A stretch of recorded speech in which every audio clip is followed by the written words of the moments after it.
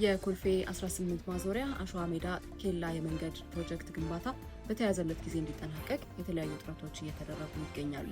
ወደ ማዕከላዊ ገበያ በቀላሉ ምርቶችን ለማጓጓዝ እንዲሁም ደግሞ ያለውን የትራፊክ እንቅስቃሴ ብዙ እንቅስቃሴ ያለበት ቦታ ስለሆነ ሰላማዊ ለማድረግም የመንገድ ፕሮጀክቱ ትልቅ አስተዋጽኦ ይኖረዋል ተብሎ ይታመናል። 14.7 ኪሎ ሜትር ርዝመት እንዲሁም ደግሞ 50 ሜትር ስፋት ያለው ነው ይህ የኮልፌ 18 ማዞሪያ አሸዋ ሜዳ ኬላ የመንገድ ግንባታ ፕሮጀክት። ታዲያ በዚህ ዓመት 80 በመቶ ግንባታውን ለማድረስ የተለያዩ ጥረቶች እየተከናወኑ ነው የሚገኙት። በኢትዮጵያ መንገዶች አስተዳደር ዓለም ገና መንገድ ጥገና ዲስትሪክት እና በብሪጅ ኮንስትራክሽን ጥምረት የሚገነባው ይህ የመንገድ ፕሮጀክት ታዲያ የሳይክል፣ የእግረኛ፣ የአገልግሎት መስጫ፣ የፍሳሽ ማስወገጃ እና የአረንጓዴ ልማት ስራዎችም ጭምር የተካተቱበት ነው። ሙሉ በሙሉ በዚህ ዓመት ማጠናቀቅ ባይቻልም ቢያንስ እስከ 80 በመቶ ድረስ የግንባታውን አካል ለማካሄድ እቅድ ተይዞበታል።